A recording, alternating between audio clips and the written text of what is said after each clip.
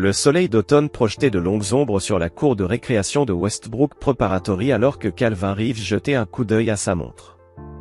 16h45. L'école de sa fille, Mia, avait fermé ses portes depuis près d'une heure déjà. N'oubliez pas de vous abonner à la chaîne et d'aimer la vidéo. C'était la 3e fois ce mois-ci qu'une urgence client de dernière minute l'obligeait à arriver en retard.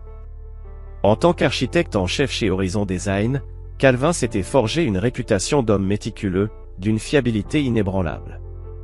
Ces mêmes qualités rendaient sa culpabilité d'autant plus pesante lorsqu'il traversa en hâte le parking. Calvin était un homme dont la vie reposait sur la planification. À 42 ans, ses tempes grisonnantes et les fines rides au coin de ses yeux témoignaient d'un homme qui avait tout gagné à la sueur de son front. Contrairement à beaucoup de ses pairs, il ne venait ni de l'argent ni des bonnes connexions. Fils d'un ouvrier sidérurgiste et d'une serveuse de Pittsburgh, il avait payé ses études d'architecture en travaillant sur des chantiers l'été, apprenant les bâtiments des fondations jusqu'aux finitions. Les couloirs de l'école étaient silencieux lorsqu'il se dirigea vers le programme périscolaire. À travers la fenêtre d'une salle de classe, il aperçut Mia, assise seule, ses boucles sombres tombant en avant alors qu'elle se concentrait sur un dessin. Un pincement lui serra le cœur. Depuis un an, il voyait sa fille de 10 ans devenir de plus en plus renfermée, son tempérament autrefois exubérant s'effaçant, comme une aquarelle laissée trop longtemps au soleil. « Monsieur Reeves !» Une voix le fit sursauter. Il se retourna et trouva Denise Lockhart, l'institutrice de Mia, debout dans le couloir. Avec son cardigan pratique et ses chaussures raisonnables, elle lui rappelait ses propres professeurs d'école primaire, observatrice et d'une honnêteté sans concession.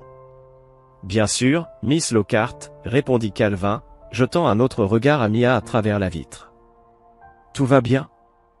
L'enseignante hésita, choisissant soigneusement ses mots. Mia est une élève merveilleuse, mais elle rencontre quelques difficultés d'adaptation. J'espérais pouvoir en discuter avec vous ou votre épouse, mais vous êtes difficiles à joindre tous les deux. Je suis désolé. Mon travail est très prenant, et l'entreprise de Laurel l'occupe tout autant, expliqua Calvin. Miss Lockhart baissa légèrement la voix. Monsieur Reeves, êtes-vous au courant que le petit ami de votre épouse vient chercher Mia à l'école presque tous les jours depuis le début du semestre? Ces mots frappèrent Calvin comme un coup en plein ventre. Il réussit à garder un visage impassible, des années de négociations avec des clients haut placés lui avaient appris à masquer ses émotions, mais en lui, quelque chose venait de se briser. « Je suis désolé, mon épouse, quoi ?» Il garda une voix posée, mais son cœur battait à tout rompre. Les yeux de Miss Lockhart s'agrandirent en réalisant son erreur. « J'ai supposé que... Le monsieur qui vient chercher Mia, Monsieur Flynn. Il est inscrit sur la liste de récupération depuis des mois. Il appelle toujours votre épouse, Laurel, et Mia l'appelle Oncle Palmer. J'ai pensé que vous aviez un arrangement. » Le cerveau de Calvin s'emballa. Palmer Flynn. Soudain, tout prit sens, les voyages d'affaires de Laurel de plus en plus fréquents, ses appels tardifs passés dans la salle de bain avec la douche allumée, la distance subtile mais grandissante entre eux, comme du givre qui recouvre une vitre. Merci de m'en avoir informé, Miss Lockhart. Je vous suis reconnaissant de veiller sur Mia. Sa voix lui parut étrangère. Trop calme. Trop maîtrisée. Après avoir récupéré Mia avec un sourire forcé et quelques questions enjouées sur sa journée, Calvin conduisit en silence jusqu'à leur maison coloniale du prestigieux quartier Groville. La demeure qu'ils avaient achetée 5 ans plus tôt, quand Blackwood Homegood, l'entreprise familiale de Laurel, s'était développée à l'échelle nationale, sous sa direction. Ou du moins, c'est ce qu'il croyait. Palmer Flynn. Le nom s'ancra en lui comme un venin. Le directeur du développement commercial indispensable de Laurel. L'homme qui venait dîner chez eux, qui offrait des cadeaux luxueux à Mia pour son anniversaire. L'homme qui le regardait droit dans les yeux en le félicitant pour la réussite de son cabinet d'architecture. Cette nuit-là, une fois Mia couchée, Calvin fouilla la maison. Dans le bureau de Laurel, derrière le double fond de son coffret à bijoux, une cachette qu'elle avait révélée sans le savoir des années plus tôt en cachant des cadeaux de Noël, il trouva les papiers du divorce. Déjà remplis. Déjà signés. Datés d'il y a 3 mois. La demande invoquait des différences irréconciliables et réclamait la garde principale de Mia. Mais ce qui le laissa sans souffle, ce n'était pas le divorce en lui-même. C'étaient les documents joints sur Blackwood Home Good. L'entreprise que Calvin avait sauvée 10 ans plus tôt, quand Russell Blackwood, le père de Laurel, était au bord de la faillite. L'entreprise que Calvin avait réorganisée, restructurée et revitalisée grâce à ses contacts en architecture pour placer leurs meubles dans des maisons témoins à travers tout le pays. L'entreprise que, selon ses documents, Laurel revendiquait comme un bien séparé, sans lien avec les actifs du mariage. Calvin se souvenait parfaitement du moment où il avait refusé de devenir officiellement associé, préférant se concentrer sur sa carrière d'architecte. Il avait fait confiance à Laurel lorsqu'elle lui avait assuré que sa contribution serait toujours reconnue. Il se revoyait signer des documents, des années auparavant, des documents que Laurel lui avait présentés comme une simple formalisation de son rôle de conseiller. Mais aujourd'hui, il réalisait que ces papiers lui avaient probablement retiré tout droit légal sur l'entreprise qu'il avait sauvée. À l'aube, Calvin prit 2 décisions. Premièrement, il ne signerait pas les papiers du divorce. Deuxièmement, avant d'affronter Laurel, il protégerait ce qui lui revenait de droit. Chapitre 2, le plan de l'architecte. Vous vouliez me voir, patron? Zoé Mendoza se tenait sur le seuil du bureau de Calvin, le lendemain matin. À 35 ans, elle était son bras droit chez Horizon Design depuis 7 ans. D'une intelligence acérée et d'une loyauté sans faille, elle était la seule personne en qui Calvin avait assez confiance pour lui confier ce qu'il s'apprêtait à faire. Ferme la porte, Zoé. Ce que je vais te dire ne doit pas sortir d'ici. Pendant l'heure qui suivit, Calvin lui exposa tout, la révélation de Maître Lockhart, les papiers du divorce et ses soupçons concernant Blackwood Home Good. Zoé écouta en silence, son expression s'assombrissant au fil des détails. Ces enfoirés manipulateurs, finit-elle par lâcher. Qu'est-ce que tu veux que je fasse? Je veux des options. Juridiques, en premier. Mais... Calvin marqua une pause. Je n'exclus rien. Quelques jours plus tard, Calvin avait réuni une équipe restreinte, mais redoutable. En plus de Zoé, il y avait Benjamin Navarro, ancien procureur fédéral devenu avocat privé, qui avait autrefois engagé Calvin pour concevoir sa maison de vacances. Et Derek Washington, un expert en cybercriminalité dont le frère avait été le colocataire de Calvin à l'université. La bonne nouvelle, expliqua Ben dans la salle de conférence sécurisée de son cabinet en centre-ville, c'est que nous avons retrouvé les documents originaux que tu as signés pour Blackwood Home Good. Il posa un dossier sur la table. La mauvaise nouvelle, c'est que c'est exactement ce que tu craignais. Tu as signé un document renonçant à toute revendication sur l'entreprise, en échange d'un simple honoraire de conseil de 75 000 $. Calvin se souvenait de cet argent. On le lui avait présenté comme un bonus, qu'il avait utilisé pour l'apport de leur maison actuelle. Mais Ben poursuivit, un éclat calculateur dans le regard. Laurel et son père ont commis une erreur critique. Le contrat mentionne un avenant détaillant ta contribution en architecture et en développement commercial.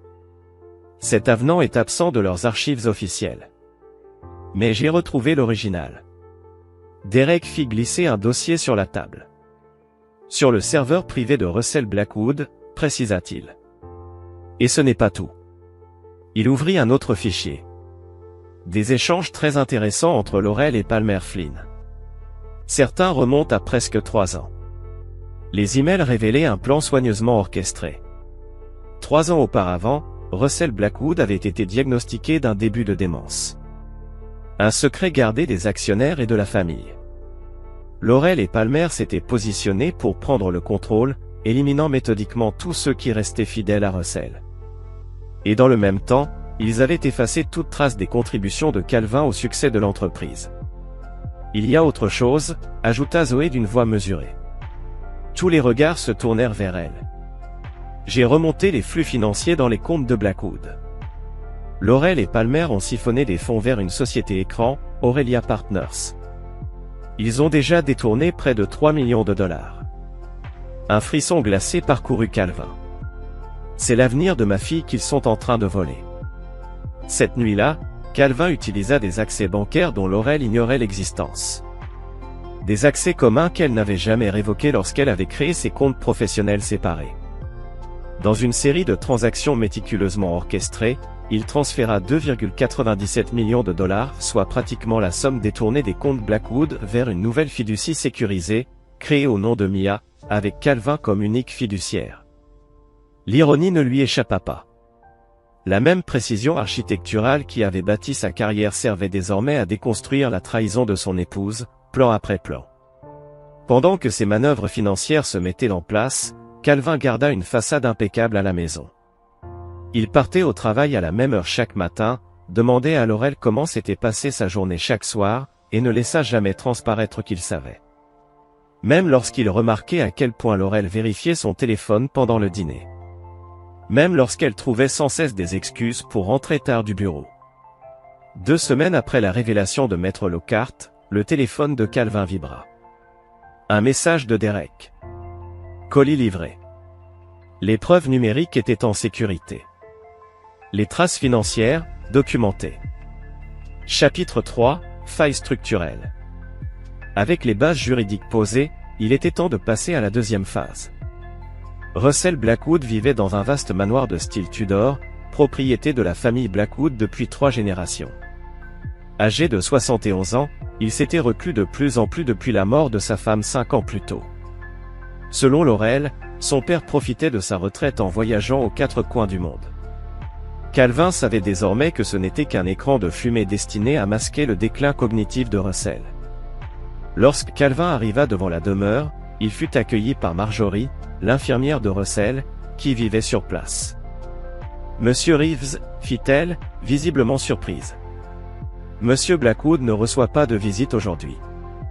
Il faut que je lui parle, Marjorie. C'est au sujet de sa fille. » Quelque chose dans le ton de Calvin la fit hésiter. Après un bref silence, elle s'effaça pour le laisser entrer et le conduisit jusqu'au bureau de Russell. L'odeur du cuir et du tabac à pipe à la cerise flottait dans la pièce, des fragrances qui avaient imprégné l'air depuis des décennies. Russell était assis près de la fenêtre, plus maigre que dans le souvenir de Calvin, son regard perdu dans la contemplation du jardin méticuleusement entretenu. « Russell, » dit Calvin d'une voix douce en s'approchant. « C'est moi, Calvin. Le mari de Laurel. » Un instant de confusion assombrit les traits de Russell avant que la reconnaissance ne s'imprime dans son regard. « Calvin, l'architecte » s'exclama-t-il avec une lueur de fierté. « Tu as conçu nos nouveaux showrooms Blackwood. Un travail brillant. Tu as doublé notre fréquentation. » Pendant près d'1 heure, Calvin navigua prudemment dans la conversation, suivant les fluctuations de lucidité de Russell, qui apparaissaient et disparaissaient comme des signaux radio intermittents. Ce qui ressortit de cet échange était bouleversant. Russell savait que quelque chose n'allait pas dans son entreprise, mais il avait été méthodiquement isolé par Laurel et Palmer. Son infirmière avait reçu pour consigne de limiter ses visites. Ses appels étaient filtrés. Son courrier était trié par l'assistante personnelle de Laurel. « Elle pense que je ne remarque rien, » murmura Russell dans un moment de parfaite clarté. « Ma fille croit que parce que j'oublie des choses, je ne vois pas ce qui se passe. Mais j'ai bâti cette entreprise à partir d'une seule boutique. Je sais quand quelque chose ne tourne pas rond. » À la fin de leur entrevue, Calvin avait obtenu quelque chose d'inestimable, la signature de Russell sur une série de documents préparés par Ben, qui rétablissait officiellement Calvin en tant que consultant pour Blackwood Homewood, avec un accès total aux archives de l'entreprise. Mais surtout, Russell signa un affidavit affirmant que Calvin avait joué un rôle déterminant dans l'expansion nationale de la société et que toute tentative de minimiser son implication avait été faite sans son consentement éclairé. Les masques tombent. Ce soir-là, Laurel annonça qu'elle devait s'envoler pour Chicago afin d'assister à une réunion d'urgence avec un grand détaillant. Calvin remarqua qu'elle avait soigneusement glissé dans sa valise sa meilleure lingerie et le parfum qu'elle ne portait que lors d'occasions spéciales. « Passe le bonjour à Palmer de ma part », lança-t-il calmement alors qu'elle s'apprêtait à franchir la porte. Laurel se figea, la main sur la poignée. « Qu'est-ce que tu as dit ? » Palmer Flynn. « Ton amant. » Le ton de Calvin restait posé, mais son regard était implacable. « L'homme qui récupère notre fille à l'école. Celui avec qui tu comptes refaire ta vie, une fois que tu auras pris le contrôle total de l'entreprise que j'ai contribué à sauver. » Le visage de Laurel pâlit. « Calvin, Je peux tout expliquer. Inutile. Il fit un pas en arrière, impassible. J'ai trouvé les papiers du divorce. Très complet. Surtout la partie où tu affirmes que Blackwood Homegood n'a rien à voir avec moi. Pendant un instant, une lueur de regret sincère passa dans les yeux de Laurel. Mais très vite, son expression se durcit. Quelque chose de froid, de calculé prit place sur ses traits. Nous savons tous les deux que tu as refusé d'être officiellement associé à l'entreprise, dit-elle d'un ton glacial. Tu voulais te consacrer à tes bâtiments. Palmer, lui, comprend les affaires d'une façon que tu n'as jamais su faire. Sa voix devint plus maîtrisée, presque répétitive, comme si elle récitait un discours soigneusement préparé. J'allais être juste avec toi, Calvin. Généreuse, même. Mais si tu comptes te montrer difficile, épargne-moi ça. Il la coupa net. Va à Chicago. Tiens ta réunion. Nous en reparlerons à ton retour. Sans un mot de plus, Laurel tourna les talons et disparut dans la nuit. L'heure de vérité. Dès son départ, Calvin appela Ben. Elle avance son plan. On doit accélérer le nôtre. Le lendemain matin, pour la première fois depuis des mois, Calvin franchit les portes du siège de Blackwood Homegood. Avec l'autorisation signée de Russell et Ben à ses côtés, il ignora l'accueil et monta directement à l'étage des dirigeants. Lorsque la réceptionniste, paniquée, appela la sécurité, Ben lui tendit leurs documents avec un calme inébranlable. Avant midi, Calvin était installé dans une salle de conférence, en train d'éplucher méthodiquement les dossiers financiers de l'entreprise avec une équipe de comptables spécialisés en fraude. À 15 heures, ils avaient rassemblé des preuves accablantes du détournement de fonds orchestré par Laurel et Palmer. À 17 heures, Calvin avait rencontré chaque membre du conseil d'administration, leur présentant des éléments soigneusement sélectionnés de ce qu'il avait découvert. 2 jours plus tard, lorsque Laurel et Palmer revinrent de Chicago, ils entrèrent dans une réunion d'urgence du conseil, déjà en cours. La stupeur se peignit sur leur visage lorsqu'ils virent Calvin assis à la droite de Russell. C'était exactement la réaction qu'il avait espérée. « Que fait-il ici » siffla Laurel, son masque de contrôle commençant à se fissurer. « Il se reconnecte avec l'entreprise qu'il a aidé à bâtir, » répondit Russell, d'une voix étonnamment ferme. « L'entreprise que vous avez pillée. » Ce qui suivit fut une présentation méthodique et implacable des preuves, échange de mails entre Laurel et Palmer détaillant leur stratégie pour masquer l'état de Russell, transactions financières prouvant le détournement d'argent, documents montrant comment les contributions de Calvin avaient été effacées des archives de l'entreprise. « C'est absurde !» s'étrangla finalement Palmer, son visage déformé par la colère. « Russell, ton état affecte clairement ton jugement et... Toi, Calvin.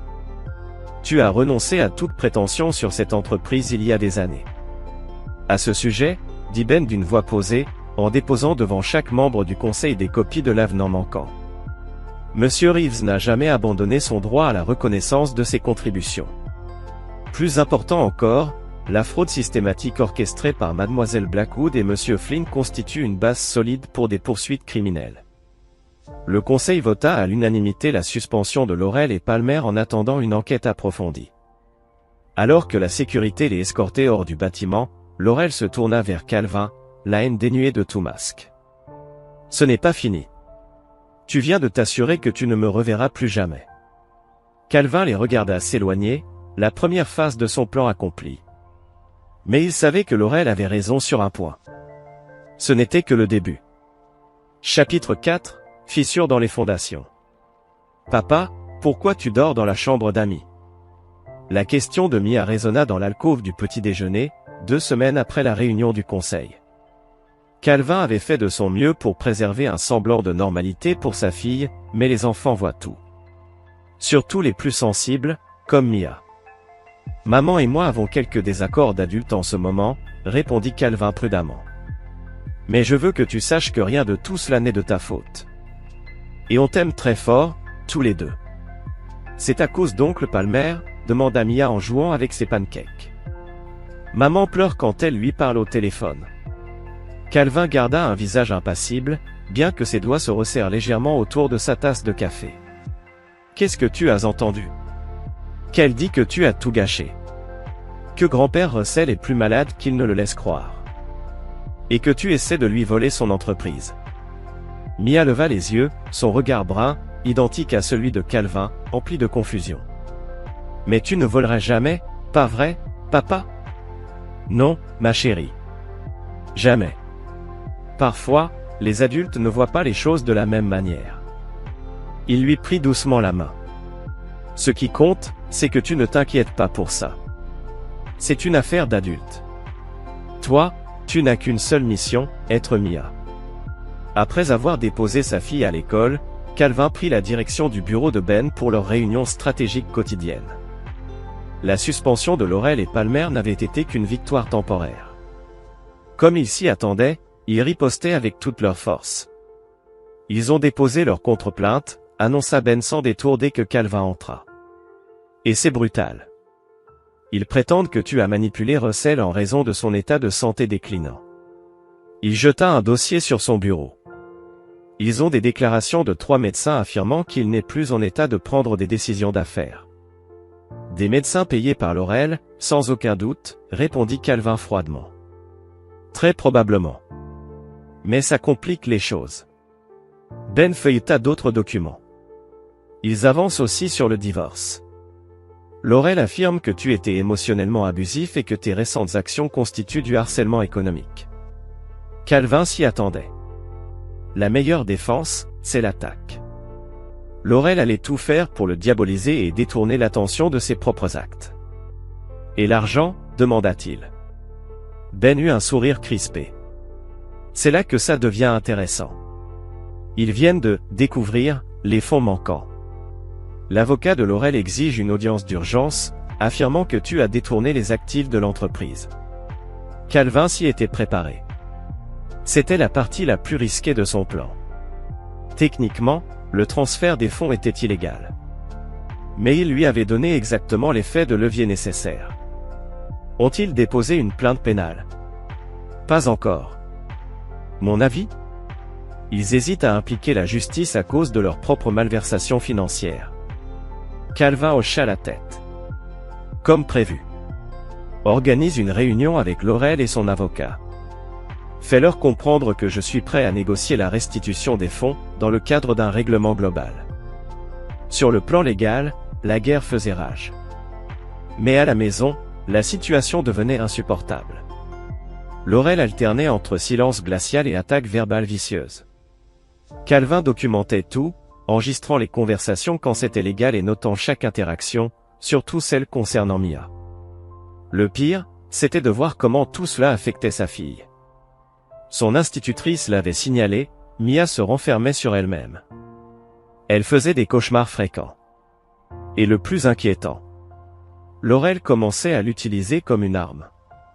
Elle annulait les moments que Calvin devait passer avec Mia à la dernière minute, et insinuait subtilement que son père était responsable de tous les problèmes familiaux.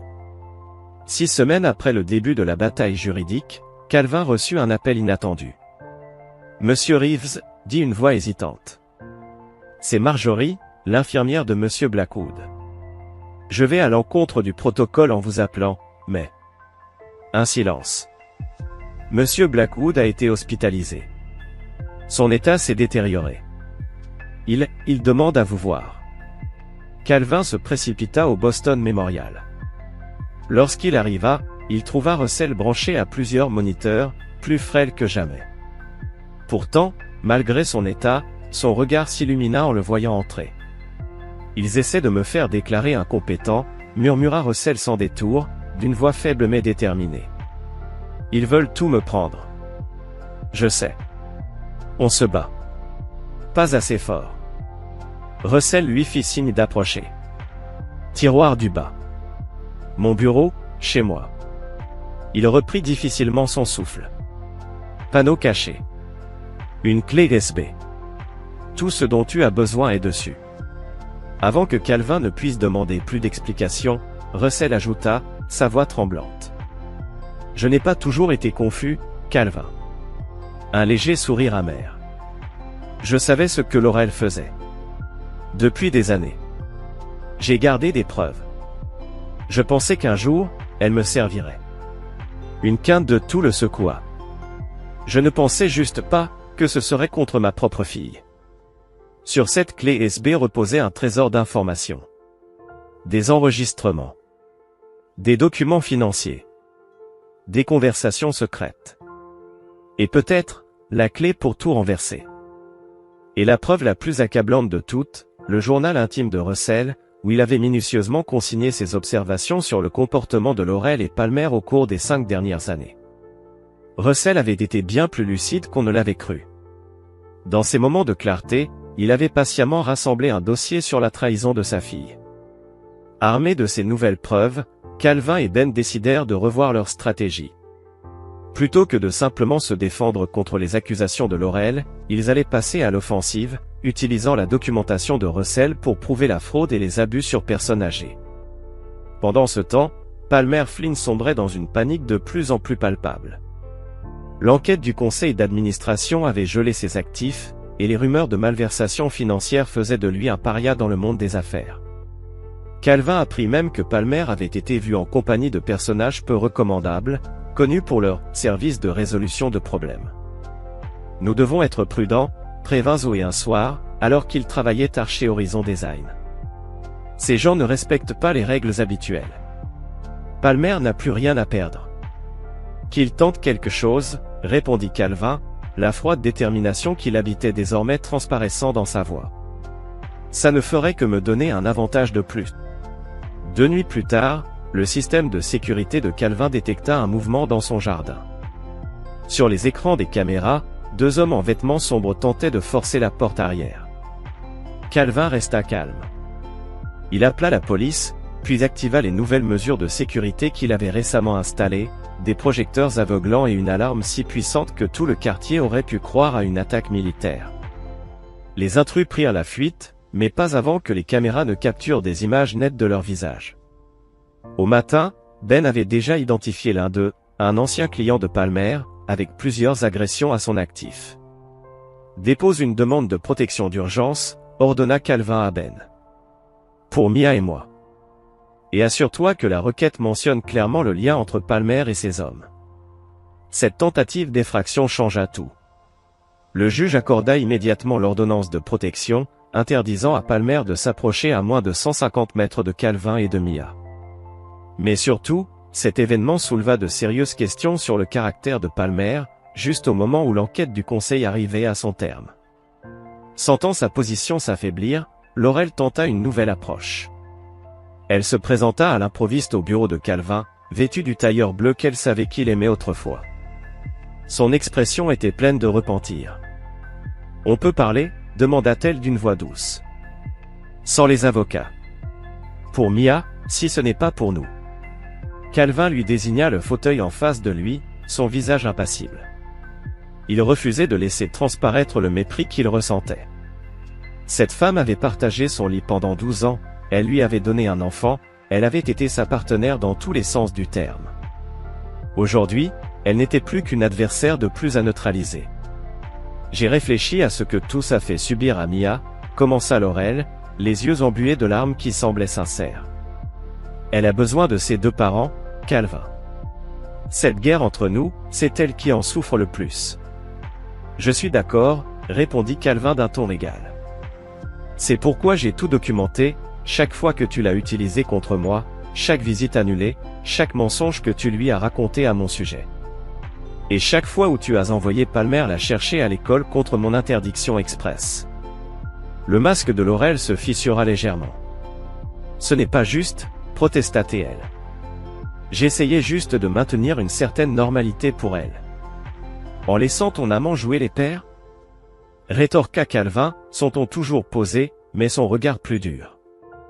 Ne fais pas semblant de faire ça pour Mia. Si tu veux parler d'un arrangement, fais contacter Ben par ton avocat. Sinon, il n'y a plus rien à dire.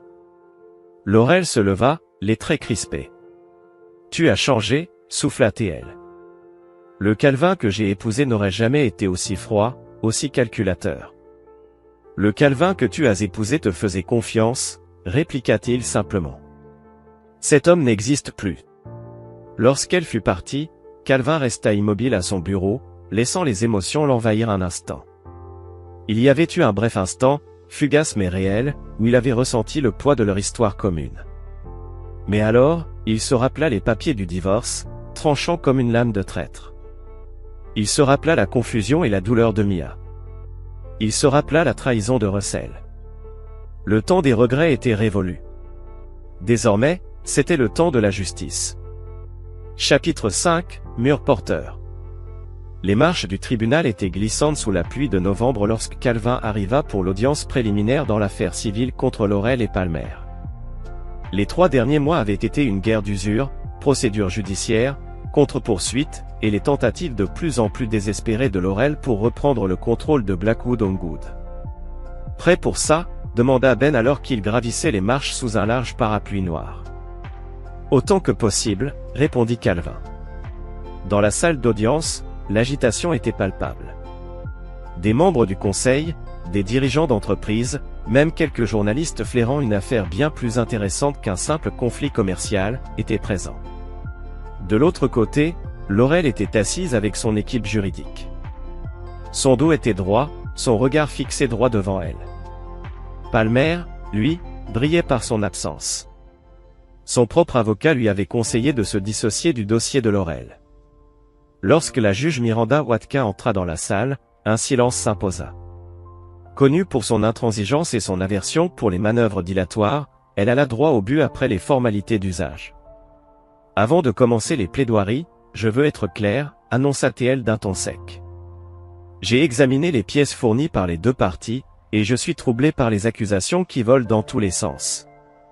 Ce dossier semble être à la fois un conflit d'affaires et une querelle familiale qui a totalement dégénéré. Elle tourna son regard perçant vers Calvin.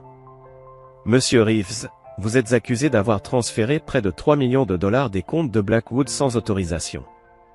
Niez-vous ces faits? Non, votre honneur, répondit Calvin, d'une voix ferme.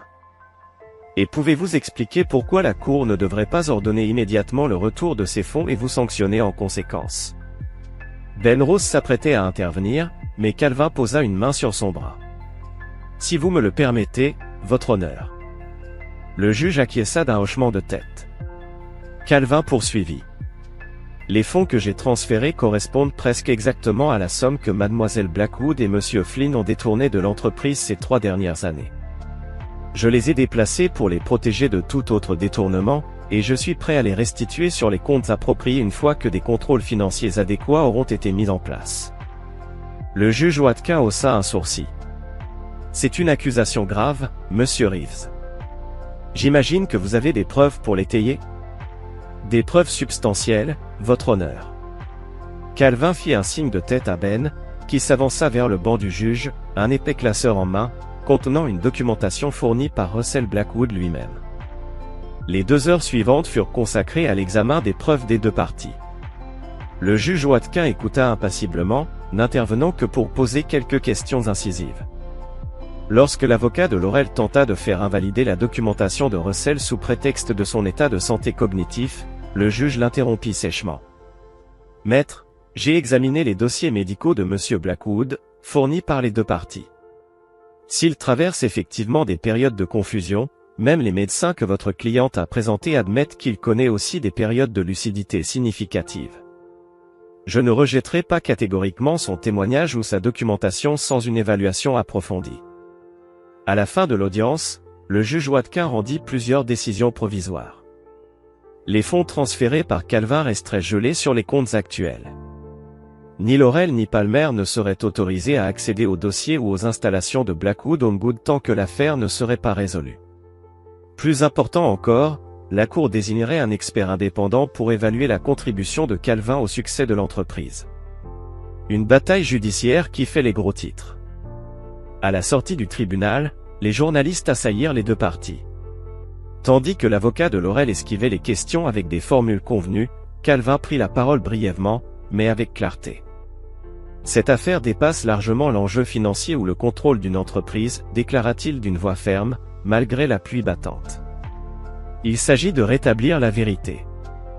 Blackwood Home-Good a prospéré grâce à une collaboration, la vision de Russell Blackwood, mon expertise en architecture et en affaires, et le travail acharné de centaines d'employés. Je veux simplement que cette vérité soit reconnue. Le lendemain, la presse économique s'empara de l'affaire. Les titres étaient sans équivoque. La revanche d'Aer, la bataille pour Blackwood. Entreprise familiale ou trahison familiale. L'opinion publique commençait à basculer en faveur de Calvin, qui apparaissait désormais comme le mari trahi luttant pour protéger son héritage. Une confrontation explosive. Ce soir-là, alors que Calvin travaillait dans son bureau à domicile, la sonnette retentit. En ouvrant la porte, il se retrouva face à face avec Palmer Flynn. « Tu enfreins l'ordonnance de protection, » dit Calvin d'un ton calme, bien que son corps se raidisse, prêt à faire face à toute confrontation.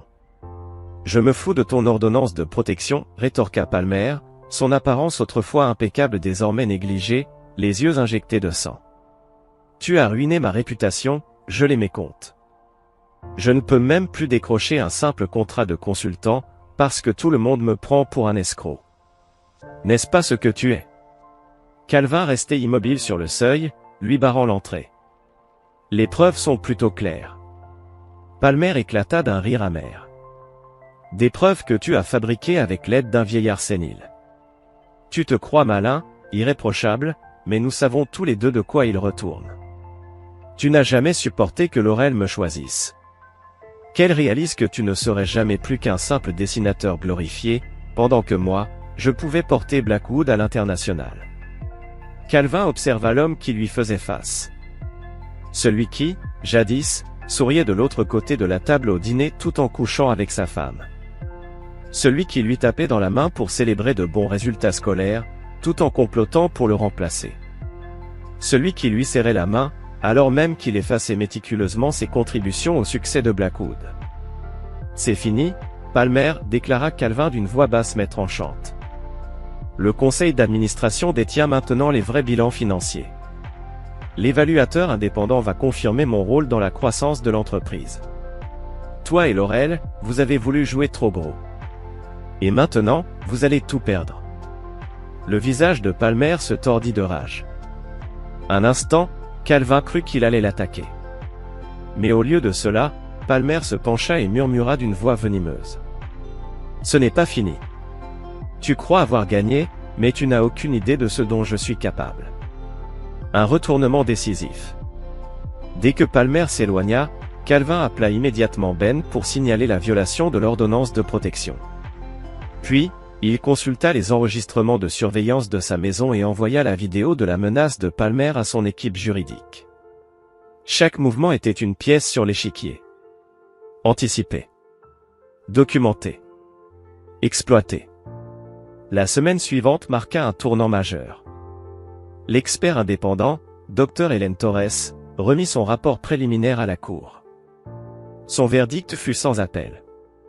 Les innovations architecturales et les stratégies commerciales de Calvin Reeves ont été déterminantes pour l'expansion nationale de Blackwood Homegood. Les estimations prudentes évaluent sa contribution à environ 40% de la croissance de l'entreprise au cours des 10 dernières années. Cette évaluation bouleversa complètement le rapport de force juridique.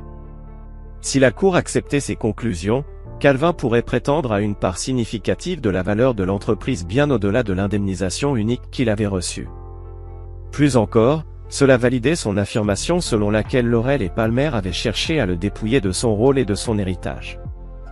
Et cette fois, l'épreuve était accablante. Et Palmer avait délibérément minimisé son rôle pour garder le contrôle. La réaction de Laurel fut immédiate et désespérée, elle déposa une requête d'urgence contestant les qualifications et la méthodologie du Dr Torres. Lorsque cette tentative échoua, elle changea d'angle d'attaque, accusant Calvin d'espionnage industriel et de violation de plusieurs accords de confidentialité. Elle lançait tout ce qu'elle pouvait contre le mur, espérant qu'au moins une accusation tienne, une stratégie qui trahissait l'état d'esprit de quelqu'un conscient d'être en train de perdre. Mais Laurel avait encore une dernière carte à jouer, une carte qui frappa Calvin là où il était le plus vulnérable. Elle demanda la garde exclusive d'urgence de Mia, affirmant que l'obsession de Calvin pour l'affaire Blackwood faisait de lui un père inapte. La requête comprenait une déclaration d'une nouvelle thérapeute de Mia, une professionnelle que Calvin n'avait jamais rencontrée, dont il ignorait même l'existence, affirmant que l'attitude imprévisible de son père la rendait anxieuse et insécurisée. Calvin fut pris de court. Il avait anticipé et prévu presque tous les coups dans cette partie d'échecs, mais il ne s'était pas attendu à ce que Laurel instrumentalisait Mia aussi ouvertement. C'était le seul domaine où son calcul stratégique vacillait, où l'émotion menaçait d'éclipser la raison. Elle n'a pas le droit de faire ça, lâcha-t-il en faisant les 100 pas dans le bureau de Ben après avoir reçu la requête. Elle ne peut pas utiliser notre fille comme un levier. Elle peut essayer, répondit Ben d'un ton grave. Mais les juges ne sont pas idiots. Ça sent la manœuvre tactique à plein nez, surtout juste après le rapport du docteur Torres. Calvin s'arrêta net. Son regard s'endurcit. Trouve-moi tout ce que tu peux sur cette thérapeute. Depuis quand Mia la consulte? Qui a pris les rendez-vous? Qui paie les séances? Et organise-moi une rencontre avec l'évaluateur de la garde désigné par le tribunal. Je veux que notre version soit entendue en premier. L'enquête révéla exactement ce que Calvin soupçonnait, la thérapeute, le docteur Valérie Monroe, était une amie de fac de Laurel. Elle n'avait vu Mia que 3 fois avant de rédiger son rapport. Plus accablant encore, les rendez-vous avaient été programmés immédiatement après la nomination du docteur Torres en tant qu'évaluateur financier, suggérant une stratégie préméditée. Armée de ces informations, l'équipe de Calvin déposa une requête pour faire invalider le témoignage du docteur Monroe et demanda au tribunal de nommer un psychologue neutre pour évaluer le bien-être de Mia. Le juge Watkin, désormais chargé à la fois du litige commercial et de l'affaire de garde en raison de leur nature interconnectée, accepta la requête. Le psychologue désigné, le docteur Marcus Way, mena des entretiens approfondis avec Mia, Calvin et Laurel durant plusieurs semaines. Son rapport dressa un tableau bien différent de celui du docteur Monroe. Il confirma que Mia souffrait bien de détresse émotionnelle, mais principalement en raison du conflit entre ses parents et des messages contradictoires que Laurel lui envoyait au sujet de son père. Le point le plus frappant du rapport? Mia déclarait se sentir le plus en sécurité et stable lorsqu'elle était avec Calvin, dont l'approche parentale était restée constante malgré la tempête qui l'entourait. À l'inverse, le comportement de Laurel était devenu erratique, oscillant entre une indulgence excessive et un détachement émotionnel, semblant plus soucieuse de gagner la loyauté de Mia que de répondre à ses véritables besoins. L'audience pour la garde fut fixée à début décembre, soit seulement 2 semaines avant l'audience finale de l'affaire commerciale. À l'approche de la date, Calvin reçut un appel inattendu de l'avocat de Russell Blackwood. « Monsieur Blackwood est décédé la nuit dernière », annonça-t-il d'un ton solennel. Paisiblement, dans son sommeil. Il a récemment modifié son testament et a demandé à ce que vous assistiez à la lecture demain.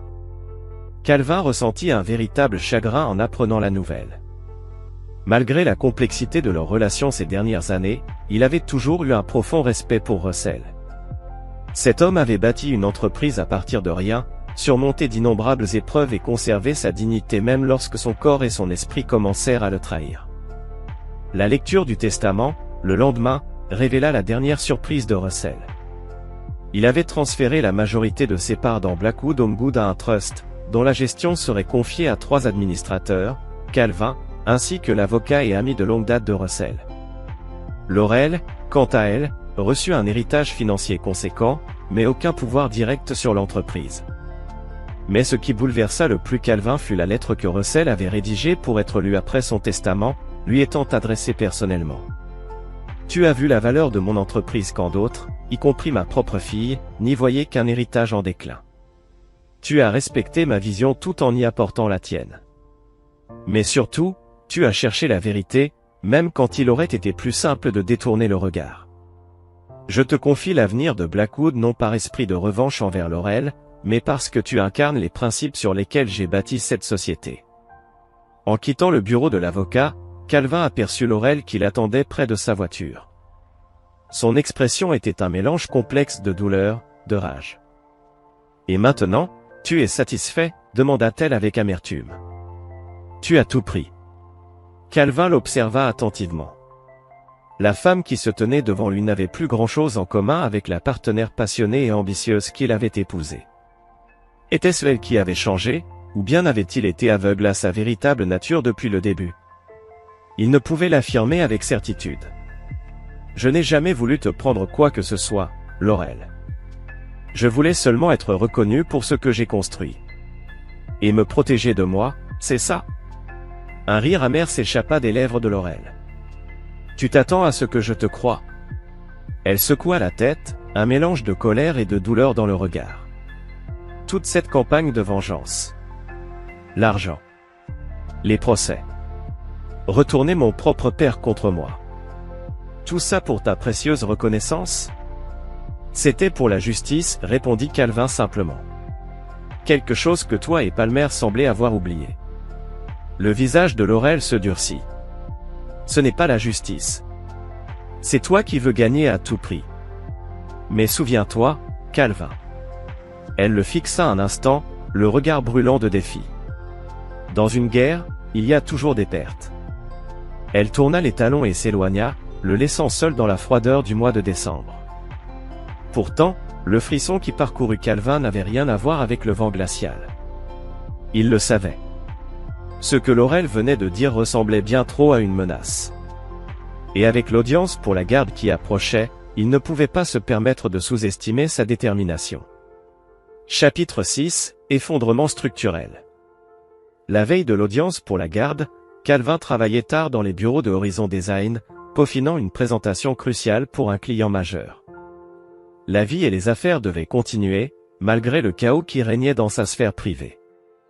Zoé était restée pour l'aider, leur dynamique professionnelle intacte malgré les tensions des derniers mois. « Tu devrais rentrer et te reposer avant demain, lui conseilla-t-elle, remarquant son air épuisé. « Bientôt, promit-il. Je dois juste finaliser ces rendus. » Son téléphone se mit à vibrer. Marissa Delgado, sa voisine, qui s'occupait de Mia pendant que lui travaillait et que Laurel assistait à une veillée funèbre pour son père. L'inquiétude dans la voix de Marissa figea Calvin sur place. « Calvin, tu dois venir tout de suite. » Mia a disparu. Le monde bascula. « Comment ça, disparu? Je suis allé la voir après avoir couché mes enfants, mais elle n'était plus dans sa chambre. La porte arrière était déverrouillée. J'ai fouillé toute la maison, le jardin. Elle n'est nulle part. » Le cœur de Calvin tambourinait dans sa poitrine. Il attrapa son manteau, lançant un regard affolé à Zoé. « Appelle la police. »« J'arrive. » Les heures qui suivirent furent un tourbillon de questions, de battues organisées par les voisins et d'appels frénétiques à tous ceux qui auraient pu voir Mia. Mais Laurel, elle, restait injoignable. Lorsque la police lui demanda si elle aurait pu emmener leur fille, Calvin hésita. Aurait-elle pu être aussi imprudente? Prendre un tel risque en pleine bataille pour la garde? Minuit approchait et Mia restait introuvable. Puis, enfin, son téléphone sonna. Numéro de Laurel. Mais c'est la voix de Palmer qui résonna à l'autre bout du fil. « Tu cherches ta fille, l'architecte ?» La diction pâteuse trahissait l'alcool dans son sang. « Peut-être que tu devrais regarder du côté de ta précieuse entreprise. C'est bien ça qui compte le plus pour toi, non ?» Un frisson d'effroi traversa Calvin. « Palmer, où est Mia ?» Il fit signe au policier à côté de lui de suivre la conversation. « Considère ça comme une négociation, » poursuivit Palmer d'un ton détaché. « Tu veux revoir ta fille saine et sauve? Alors tu vas renoncer à ton poste de trustee chez Blackwood.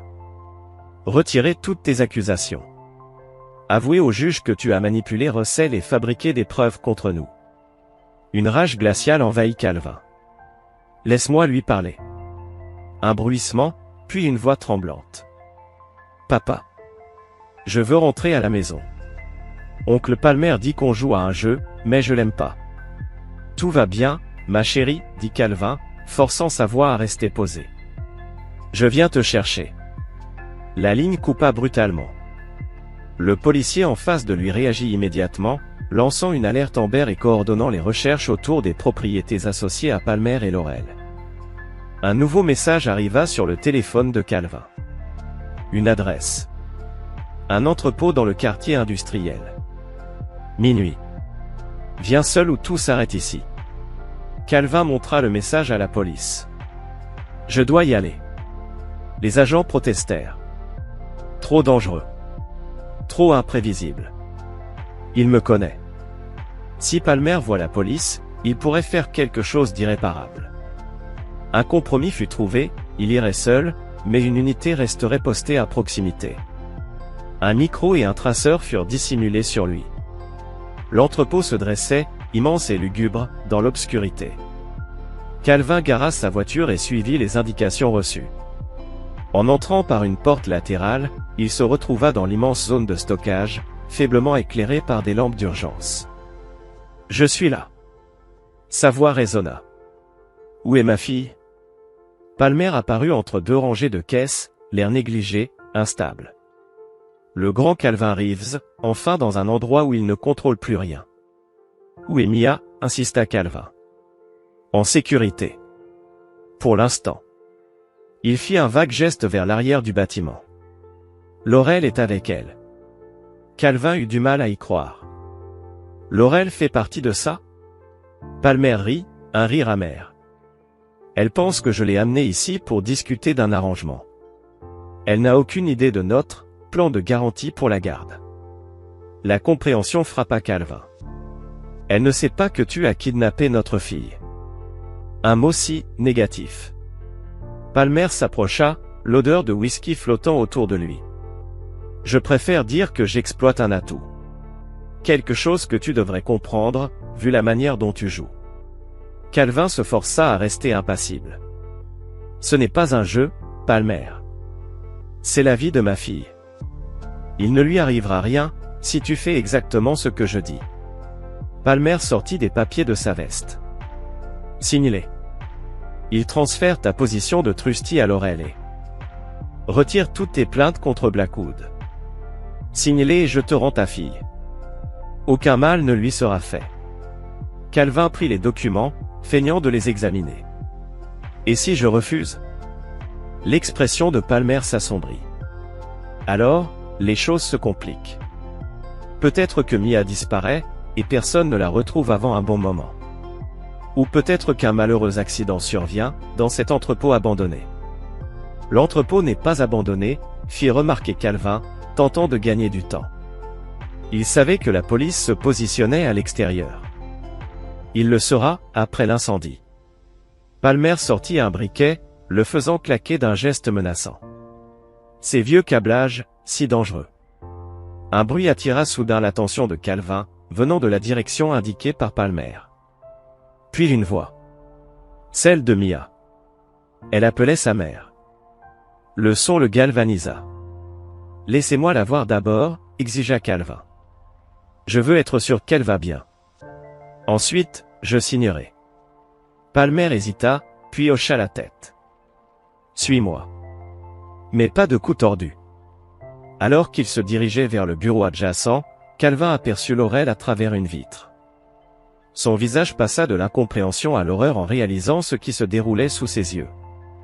Dès que Palmer ouvrit la porte du bureau, Calvin bondit, le bousculant pour rejoindre Mia. « Papa !» Elle courut vers lui, les larmes coulant sur ses joues. « Qu'est-ce que c'est que ce bordel ?» lança Laurel, dévisageant tour à tour Palmer et Calvin.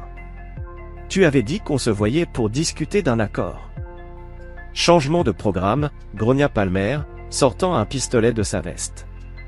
Personne ne part tant que Calvin n'aura pas signé ses papiers. « Tu as perdu la tête ?» s'écria Laurel, blême. « Range ça. C'est notre fille. Ça a toujours été à propos de ta fille, pas vrai ?» explosa Palmer, sa voix montant dans les aigus. « La pauvre petite Mia qui a besoin de son papa. Et moi, alors ? 3 ans que je me bats pour nous placer à la tête de Blackwood et il a tout détruit en quelques mois. » La situation s'envenimait dangereusement. Calvin se plaça entre Palmer et Mia, cherchant une issue. Par la fenêtre, il apercevait les agents de police en train de se déployer. « Réfléchis à ce que tu fais, Palmer, » lança-t-il d'une voix calme. « Le bâtiment est cerné. Tu as déjà commis un enlèvement. Ne complique pas encore plus les choses. » Un instant, une lueur d'hésitation passa dans le regard de Palmer. Puis son expression se durcit. « Ils ne peuvent pas m'arrêter s'ils ne me trouvent pas. Et ils ne trouveront plus personne, une fois cet endroit réduit en cendres. » Il leva son arme. Mais avant qu'il ne puisse agir, Laurel se jeta sur lui. « Cours !» hurla-t-elle à Calvin et Mia en luttant pour lui arracher le pistolet. Calvin n'hésita pas. Il saisit Mia dans ses bras et s'élança vers la sortie. Un coup de feu retentit derrière eux. À l'extérieur, la police se précipita tandis que Calvin franchissait la porte avec Mia. Dans le chaos qui s'ensuivit, Palmer fut maîtrisé et arrêté. Pendant ce temps, les ambulanciers se précipitaient vers Laurel, blessé lors de l'altercation. Des heures plus tard, à l'hôpital, Calvin était assis au chevet de Mia, qui dormait enfin, sédatée par les spécialistes en traumatologie infantile. L'évaluation psychologique viendrait plus tard, mais pour l'instant, elle était en sécurité. Physiquement indemne. Un détective entra discrètement. Monsieur Reeves. Madame Blackwood sort du bloc opératoire. Les médecins sont confiants quant à son rétablissement. Et Palmer? En garde à vue. Multiples chefs d'accusation, enlèvement, agression avec arme mortelle, tentative de meurtre. Il ne sortira pas de sitôt. Calvin hocha la tête, soulagé. Et Laurel? Elle sera poursuivie aussi? D'après les témoignages, y compris le vôtre sur l'appel téléphonique, elle ignorait les intentions de Palmer. Sauf élément nouveau, elle ne sera probablement pas inculpée pour enlèvement. Quand le détective partit, Calvin resta près de Mia, repassant en boucle les événements de la nuit. Malgré tout ce qu'elle avait fait, Laurel s'était interposée entre leur fille et le danger. Cela n'effaçait pas la trahison, ni la manipulation. Mais c'était quelque chose. Un rappel que même dans les pires situations, l'humanité pouvait encore surprendre. 2 semaines plus tard, l'audience. À la lumière des événements, l'audience pour la garde fut reportée. Lorsque le tribunal se réunit enfin, le paysage avait radicalement changé. Palmer attendait son procès.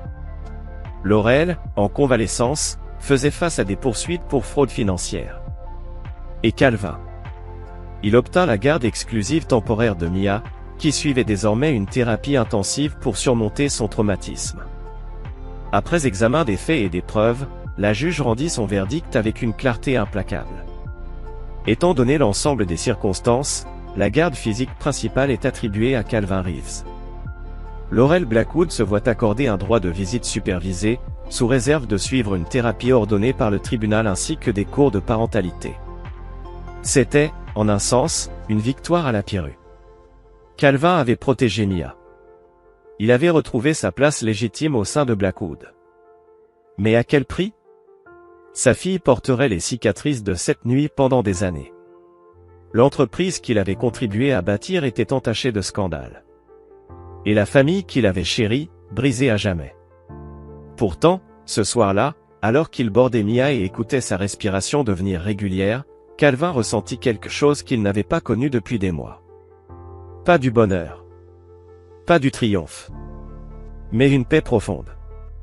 La certitude silencieuse qu'il avait fait ce qui devait être fait. Le chemin serait long. Difficile. Il faudrait reconstruire la confiance de Mia. Redresser Blackwood après le chaos. Se redéfinir après cette trahison. Mais pour la première fois depuis cette fameuse conversation avec Miss Lockhart. Calvin croyait que c'était possible. Après tout, il était architecte. Et bâtir du beau à partir des ruines, c'était ce qu'il faisait de mieux. Et leur poignée de main spéciale avant qu'il ne la dépose à l'école. Le docteur Way avait suggéré que la routine régulière puisse aider à reconstruire le sentiment de sécurité de Mia, et Calvin avait accueilli ce conseil avec l'application qui le caractérisait. À Blackwood Homewood, une autre forme de reconstruction était en cours. En tant que trustee, Calvin avait mis en place des changements importants, introduisant une nouvelle direction et recentrant l'entreprise sur l'intégration architecturale innovante qui avait alimenté son succès initial. Le scandale autour de Laurel et Palmer avait d'abord menacé la réputation de l'entreprise, mais la gestion transparente de la crise par Calvin avait progressivement restauré la confiance parmi les clients et les investisseurs. Aujourd'hui marquait une étape importante, l'arrangement de garde était en révision, et Laurel avait demandé des droits de visite élargis. Depuis l'incident du dépôt, sa relation avec Mia s'était limitée à des visites supervisées 2 fois par mois, effectuées sous l'œil vigilant d'un surveillant nommé par le tribunal. « Es-tu sûr d'être prêt pour cela ?» demanda Zoé, alors qu'il marchait vers le tribunal. Après l'incident, elle était devenue non seulement la partenaire professionnelle de Calvin, mais aussi une confidente de confiance et une amie pour lui et Mia. Non, admit Calvin, mais ce n'est pas une question de moi. Mia a besoin d'une forme de relation avec sa mère, peu importe la complexité. À l'intérieur, Laurel était déjà assise avec son avocat. Les changements physiques qu'elle avait subis étaient frappants.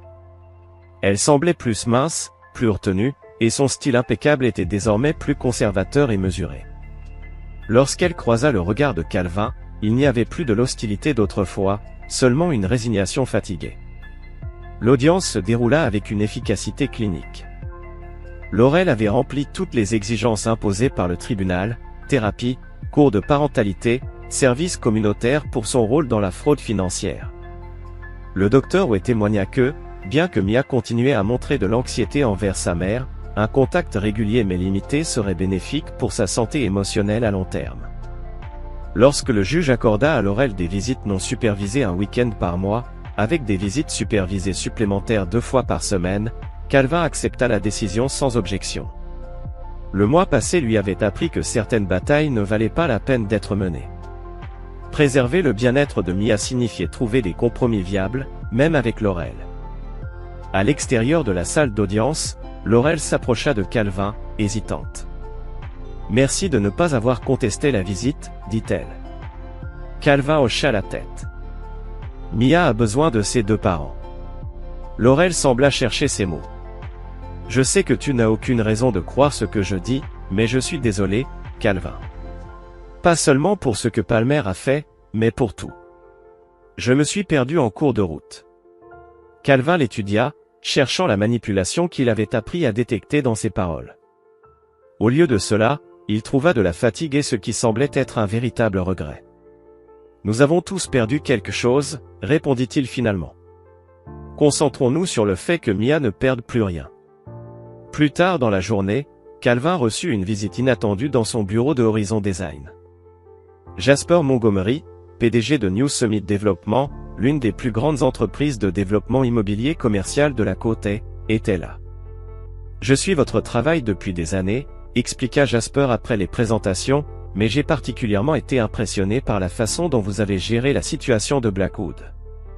Peu de gens auraient pu naviguer à travers une crise personnelle et professionnelle de cette ampleur avec une telle précision architecturale. Calvin esquissa un léger sourire en entendant la métaphore. Je vous en remercie, mais je ne recommanderais pas mon approche comme stratégie commerciale.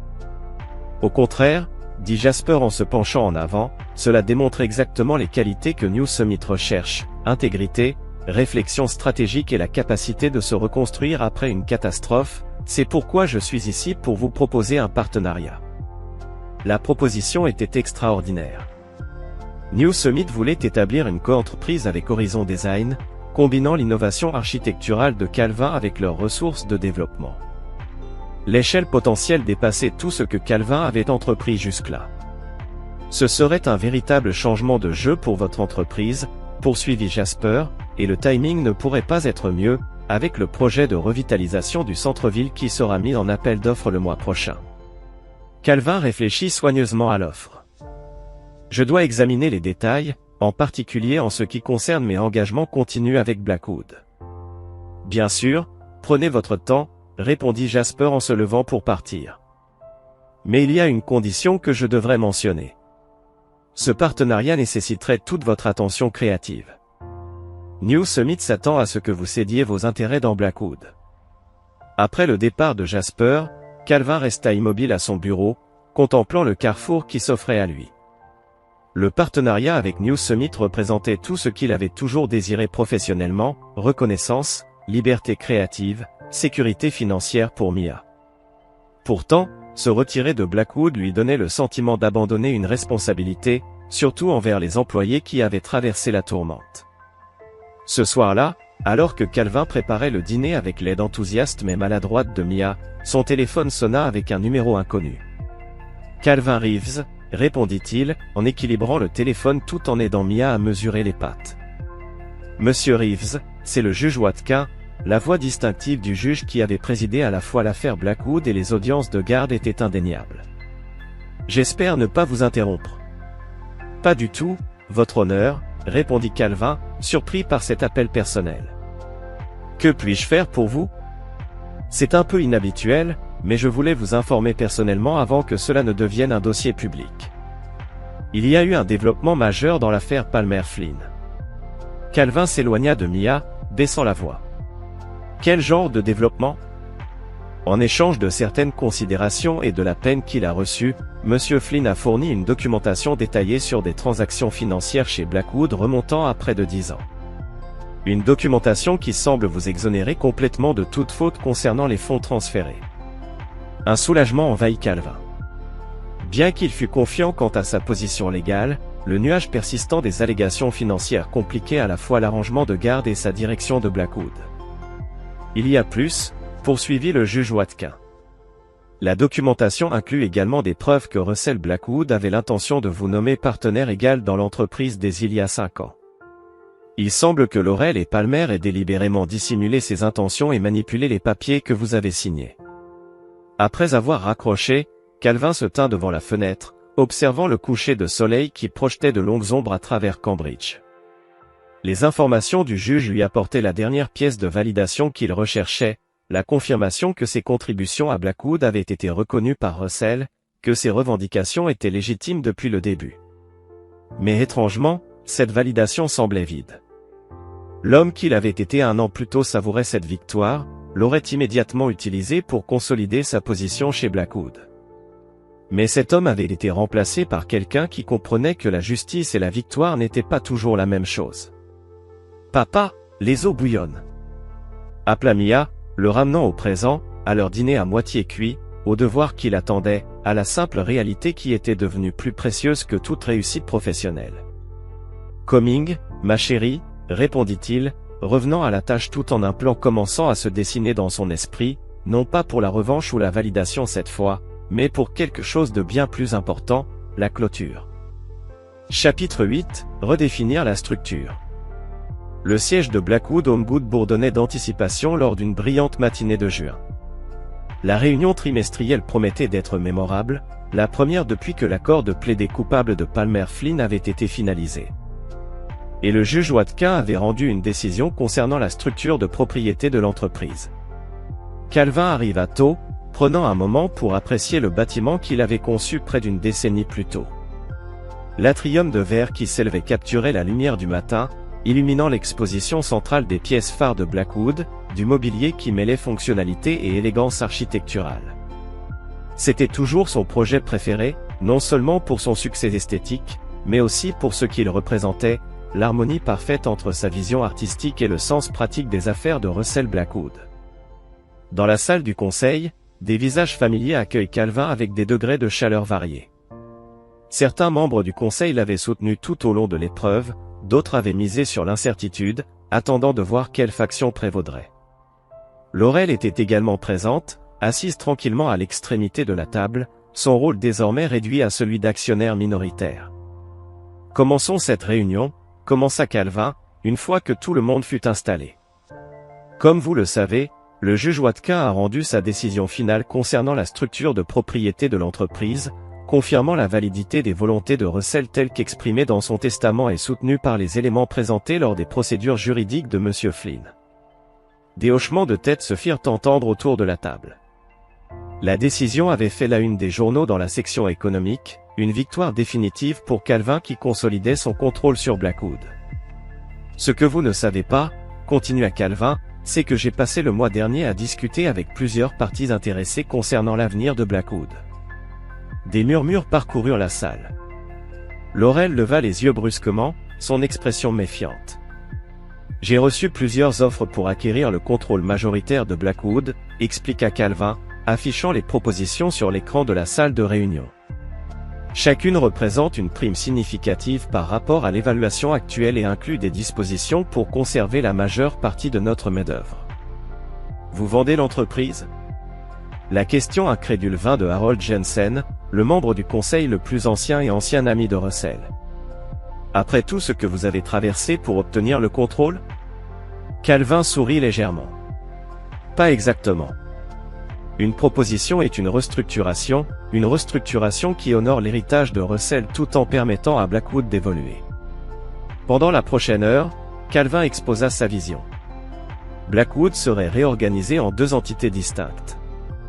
Les opérations de fabrication et de vente au détail seraient acquises par Meridian Home Brands, un leader respecté dans l'industrie, connu pour bien traiter ses employés. La division de conception architecturale, la passion originale de Russell et la principale contribution de Calvin, seraient séparées en une nouvelle société appelée Blackwood Design Partners. Cette approche préserve le meilleur de ce que Russell a construit, tout en reconnaissant la réalité selon laquelle notre entreprise a besoin de nouveaux capitaux et d'un leadership pour prospérer sur le marché actuel, conclut Calvin. Et surtout, elle garantit que les employés qui sont restés fidèles à travers la tourmente récente seront sécurisés. Les discussions au conseil furent vigoureuses, mais largement favorables. Les chiffres étaient convaincants. La valeur combinée des transactions proposées dépassait ce que n'importe qui n'avait pu espérer dans le sillage du scandale. Lorsque le vote fut lancé, l'approbation fut presque unanime. Seul Laurel s'abstint, son expression impénétrable. À la fin de la réunion, Calvin la retrouva plus tard dans le bureau de Russell, désormais temporairement le sien, en train de fixer le modèle architectural du premier showroom Blackwood qui occupait toujours une place d'honneur sur le meuble de rangement. « Tu es vraiment en train de tout laisser partir », dit-elle sans se retourner. « Je suis en train de le transformer », corrigea doucement Calvin. C'est quelque chose qui peut survivre sans que nous nous déchirions. Laurel se tourna enfin vers lui. Et mes actions? Que va-t-il se passer avec elles dans cette grande transformation? Elles vaudront beaucoup plus qu'elles ne valent maintenant, répondit Calvin. Tu seras racheté à la même prime que les autres actionnaires. Financièrement, tu t'en sortiras très bien. Ce n'était jamais l'argent pour toi, n'est-ce pas? La question de Laurel était empreinte de véritable curiosité plutôt que d'accusation. Non, admit Calvin. C'était la reconnaissance. C'était la vérité. Laurel acquiesça lentement.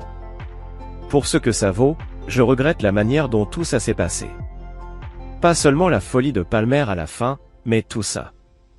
Les mensonges, la manipulation. Nous aurions pu être partenaires dans tous les sens du terme si j'avais eu le courage d'être honnête. Peut-être, concéda Calvin. Mais nous sommes ici maintenant, et nous avons toujours un partenariat qui compte. Un léger sourire effleura les lèvres de Laurel. Mia m'a parlé de son projet scientifique lors de ma dernière visite, celui sur lequel tu as passé toute la nuit pour l'aider à le terminer. Elle était tellement fière. Elle est résiliente. Plus que ce que nous méritons tous les deux, répondit Calvin. Alors que Laurel se préparait à partir, elle s'arrêta à la porte. Que feras-tu maintenant après la restructuration? On m'a proposé un partenariat avec New Summit Development, répondit Calvin. Une chance de concevoir à une échelle que je n'ai jamais tentée auparavant. Tu seras brillant là-dedans, dit simplement Laurel. Et pour la première fois depuis des années, ces mots à son égard n'avaient aucun agenda caché, aucune manipulation, juste une reconnaissance simple et directe de la vérité. Après son départ, Calvin resta dans le bureau, contemplant le modèle qui avait tout déclenché, sa première collaboration avec Russell, la conception qui avait sauvé Blackwood de la faillite et lancé son expansion nationale. Il passa ses doigts sur la façade miniature, se souvenant des nuits blanches et des débats passionnés qu'il avait produites. La fierté ressentie lorsque Russell avait vu le showroom terminé pour la première fois et l'avait déclaré comme l'avenir de Blackwood. De bien des façons, ce moment avait marqué le début de tout ce qui suivit, le succès, la trahison, la lutte pour la reconnaissance. Mais cela avait aussi été la graine de quelque chose que Calvin avait presque perdu de vue au cours de la bataille amère, la joie pure de la création, de voir sa vision architecturale prendre forme physique. La restructuration serait finalisée dans quelques mois, et le partenariat avec New Summit commencerait peu après. Mais ce soir-là, Calvin avait un engagement plus important, la pièce de théâtre scolaire de Mia, où elle jouait le rôle du narrateur, un rôle qu'elle avait répété sans relâche pendant des semaines. Alors qu'il quittait le bâtiment Blackwood pour ce qui pourrait être l'une des dernières fois en tant que son administrateur-contrôleur, Calvin ne ressentit pas le triomphe qu'il avait autrefois imaginé, mais quelque chose de plus calme et de plus profond, la certitude qu'il était enfin en train de construire les bonnes choses. Chapitre 9, la conception achevée, 5 ans plus tard. Calvin se tenait au podium dans la grande salle de bal de l'hôtel Westbrook, scrutant la foule rassemblée d'architectes, de développeurs, de responsables municipaux et Et les médias, le nouveau partenariat de Summit Horizon a culminé ce soir avec la présentation de leur projet le plus ambitieux, le quartier Renaissance, un réaménagement de 15 pâtés de maisons qui a transformé une zone négligée du front de mer de Boston en un quartier dynamique à usage mixte. L'architecture n'est pas seulement une question de bâtiment, commença Calvin, sa voix portant aisément dans la salle silencieuse, il s'agit de créer des espaces où des vies se déroulent, où des communautés se forment, où des avenirs se construisent. Il y a 5 ans, lorsque nous avons proposé ce projet, beaucoup l'ont qualifié d'impossible, trop ambitieux, trop complexe, trop d'intérêts contradictoires à satisfaire. Sur les écrans derrière lui, des images du quartier terminé apparurent, des logements abordables avec des espaces partagés innovants, des incubateurs pour petites entreprises, des parcs publics intégrés à des monuments historiques et, au centre, la silhouette frappante du centre communautaire d'art qui était devenu le symbole emblématique du projet. Ce qui a fait réussir ce projet, ce n'était pas seulement le design ou le financement, continua Calvin, c'était de se souvenir que chaque partie prenante méritait d'être reconnue, que chaque voix contribuait à la vision ultime. Il s'agissait de construire des partenariats basés sur la vérité et le respect mutuel. Au premier rang, Mia, 15 ans, était assise à côté de Zoé, qui était devenue la partenaire de Calvin dans les affaires et, plus récemment, dans la vie. Le visage de Mia brillait de fierté alors qu'elle regardait son père accepter le prix d'excellence en design urbain, la plus haute distinction de la profession architecturale pour le développement axé sur la communauté. Après la cérémonie, alors que les invités se mêlaient lors de la réception, Calvin fut surpris de voir Laurel s'approcher, élégante dans une simple robe noire, ses cheveux maintenant coiffés d'une manière sophistiquée. « Félicitations, dit-elle en lui tendant la main. « C'est vraiment extraordinaire, Calvin, tout ce qu'on en dit est mérité. »« Merci, » répondit Calvin en acceptant la poignée de main, remarquant que le temps avait adouci la gêne entre eux. Leurs interactions, autrefois empreintes de tension et de calcul, s'étaient progressivement transformées en une relation cordiale de coparentalité. « Je ne m'attendais pas à te voir ici, » dit Calvin. « Mia m'a invité, » expliqua Laurel. Elle était insistante, disant que je devais voir le chef-d'œuvre de papa en personne. Elle est incroyablement fière de toi. Calvin jeta un regard à travers la salle, là où Mia décrivait de manière animée certains aspects du projet à Jasper Montgomery. C'est elle la vraie œuvre d'art. Intelligente, compatissante, d'une certaine manière, elle n'est pas affectée par tout ce qu'on lui a fait traverser. Pas affectée, corrigea Laurel doucement, juste remarquablement bien ajustée, grâce en grande partie à ta stabilité. Le docteur Way me le rappelle régulièrement. Ils partagèrent un sourire momentané à la mention du psychologue qui avait guidé leur famille à travers sa reconstruction. Le docteur Way voyait encore Mia de temps en temps, bien que maintenant, ce soit davantage un mentorat qu'une thérapie, car elle s'était intéressée à la psychologie elle-même. J'ai entendu dire que Blackwood Design Partners a remporté le contrat pour le projet du front de mer de Seattle, commenta Calvin en changeant de sujet vers un terrain plus sûr. C'est important. Après la restructuration, Laurel avait surpris tout le monde en investissant les produits de son rachat dans la société de design séparée, travaillant progressivement de simple investisseuse silencieuse à dirigeante active. Sous sa direction, Blackwood Design avait développé une niche dans les propriétés commerciales durables qui attirait l'attention de l'industrie. C'est notre plus gros projet à ce jour, reconnut Laurel, bien que ce ne soit pas du tout à la taille du quartier Renaissance. Certains d'entre nous ont des ambitions plus modestes, ou peut-être plus ciblées, suggéra Calvin diplomatiquement. Leur conversation fut interrompue par l'arrivée de Mia, qui s'approcha en glissant son bras autour de celui de Calvin avec la confiance naturelle d'une adolescente bien dans sa peau, assurée de sa relation avec son père. « Maman, as-tu vu les modèles du centre d'art ? Ils sont exposés dans la galerie. La conception acoustique est incroyable, ils utilisent ce système innovant de panneaux réverbérants que papa et Zoé ont développé spécifiquement pour cet espace. » « Je ne les ai pas encore vus, » répondit Laurel avec un sourire chaleureux en direction de sa fille. « Veux-tu me montrer ?» Mia emmena sa mère avec elle, lui parlant avec enthousiasme des détails architecturaux qu'elle avait absorbés au fil des années de conversation autour de la table. Calvin ressentit une vague de gratitude inattendue. Malgré tout, la trahison, les batailles juridiques amères, la quasi-tragédie à l'entrepôt, ils étaient parvenus à un point où leur fille pouvait se déplacer entre les mondes de ses parents sans porter le poids de leurs conflits passés. Plus tard dans la soirée, à la fin des événements formels, Calvin se retrouva sur la terrasse du toit de l'hôtel avec Zoé, regardant la ligne d'horizon de Boston avec le quartier Renaissance nouvellement éclairé à l'horizon. Un penny pour vos pensées, architecte, dit Zoé en utilisant le surnom qu'elle lui avait donné des années auparavant lorsqu'ils avaient commencé à travailler ensemble. Je réfléchissais simplement au parcours, répondit Calvin, ses bras se posant confortablement autour de ses épaules. Il y a 5 ans, je me battais pour être reconnu, pour ma place dans quelque chose que j'avais contribué à construire. Je pensais que gagner était l'objectif. Gagner n'a jamais été le but, dit calmement Calvin. Construire, c'est créer quelque chose de significatif, quelque chose qui dure. Je me suis tellement concentré sur le fait de prouver ma contribution à Blackwood que j'ai failli manquer l'opportunité de contribuer à quelque chose de bien plus grand. Il désigna le quartier Renaissance, son éclairage soigneusement conçu créant une lueur chaleureuse contre le ciel nocturne.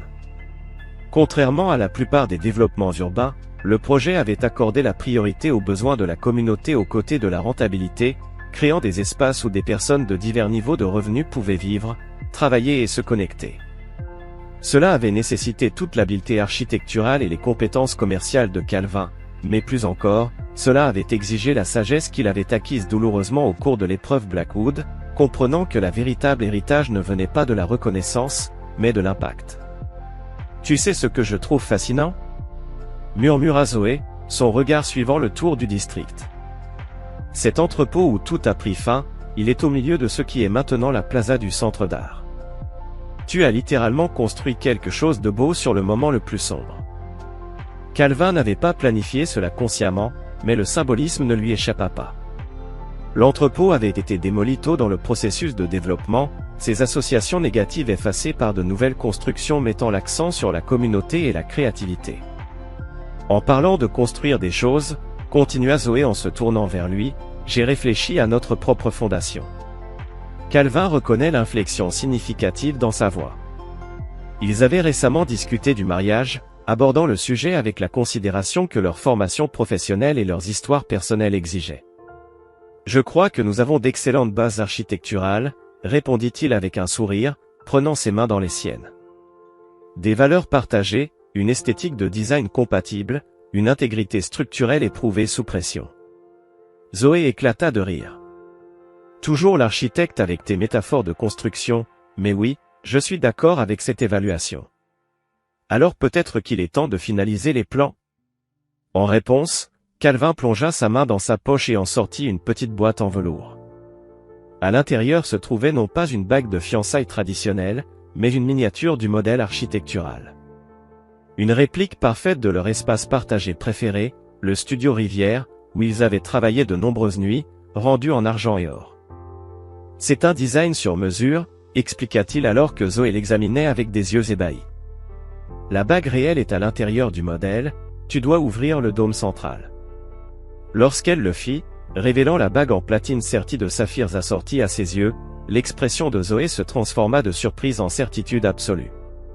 Oui, dit-elle simplement. Construisons cela ensemble. 2 jours plus tard, alors qu'il aidait Mia avec ses devoirs de trigonométrie à l'îlot de la cuisine de leur maison à Cambridge, son téléphone vibra avec un texto de Laurel. Je viens d'entendre de Jasper, le centre d'art est déjà étudié dans des programmes d'architecture à l'échelle nationale. Votre design a changé plus qu'un quartier, il est en train de changer la manière dont les gens perçoivent les espaces urbains. Russell aurait été fier. Calvin lut le message 2 fois, frappé par sa sincérité simple. Il y avait eu un temps où toute communication de Laurel nécessitait une analyse minutieuse pour y déceler des motifs cachés ou des manipulations. Maintenant, c'était simplement ce qu'elle semblait être, une reconnaissance authentique d'un professionnel à un autre, d'un parent à l'autre. « Tout va bien, papa ?» demanda Mia, remarquant son expression pensante. « Tout est parfait », répondit Calvin, revenant à l'équation qu'il résolvait. « Je viens de recevoir une bonne nouvelle à propos du projet Renaissance. Miss Chin en a parlé dans notre cours d'urbanisme hier, dit Mia fièrement. Elle a dit que c'est une étude de cas en rénovation urbaine équitable. Tout le monde m'a regardé quand elle a dit ton nom. Et comment tu l'as vécu, demanda Calvin, curieux de savoir comment elle gérait les aspects publics de sa carrière de plus en plus en vue. Mia réfléchit à la question avec la réflexion typique qu'on lui connaît. Bien, principalement, mais aussi un peu étrange parce qu'il te voit comme cet architecte célèbre qui a transformé le front de mer, mais moi je te vois juste comme mon papa, qui n'a toujours pas compris comment utiliser la nouvelle machine à café. Calvin éclata de rire, reconnaissant au-delà des mots la perspective réaliste de sa fille. D'accord, cela dit, pour ma défense, cette machine à café a plus de fonctions programmables que mon premier logiciel de conception. Alors qu'ils retournaient à leurs devoirs, Calvin réfléchit à l'ironie de son parcours. Il y a 5 ans, il avait été consumé par le besoin de reconnaissance, luttant désespérément pour prouver son rôle dans la réussite de Blackwood. Il avait transféré des millions, s'était engagé dans une guerre juridique et avait frôlé la perte de vue de ce qui comptait vraiment dans sa détermination à revendiquer le mérite pour ses contributions. Mais en lâchant prise de Blackwood, du besoin de vindication, de l'amertume qui avait menacé de le définir, il avait trouvé non seulement la reconnaissance, mais quelque chose de bien plus précieux, l'opportunité de bâtir un héritage à la hauteur de ses meilleures compétences, une structure familiale suffisamment résistante pour supporter les pressions inévitables de la vie, et la sagesse de comprendre que les conceptions les plus importantes sont celles qui laissent de la place à la croissance et au renouvellement. Il était entré dans ce parcours cherchant à être reconnu en tant que bâtisseur. Il en était ressorti comprenant que ce qui perdurait n'était pas celui qui recevait le crédit pour le design, mais la manière dont ce design servait ceux qui y vivaient. Et dans cette compréhension résidait la forme la plus authentique de victoire. Et voilà, une autre histoire qui prend fin. Qu'en pensez-vous? J'aimerais entendre vos avis dans les commentaires ci-dessous. Si vous avez aimé cette histoire, envisagez de rejoindre notre communauté en vous abonnant. Cela signifie beaucoup pour nous. Pour plus d'histoires comme celle-ci, consultez les vidéos recommandées à l'écran et je vous y retrouverai. Bam. Bang.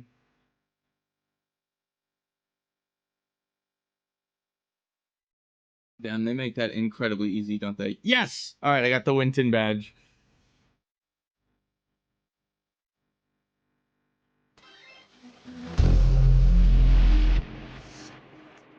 Man of the Muse, thank you so much! My goat! Alright, Winton badge acquired. Oops.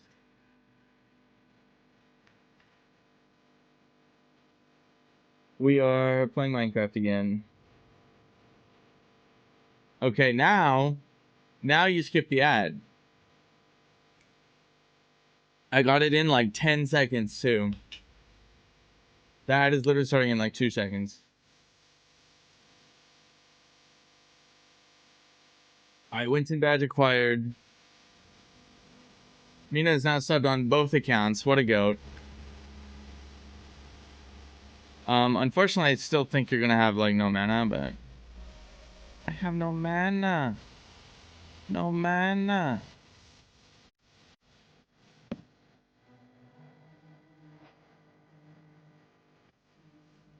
Okay. Damn it, bro. Starting from 0 all over again. It took me 3 full streams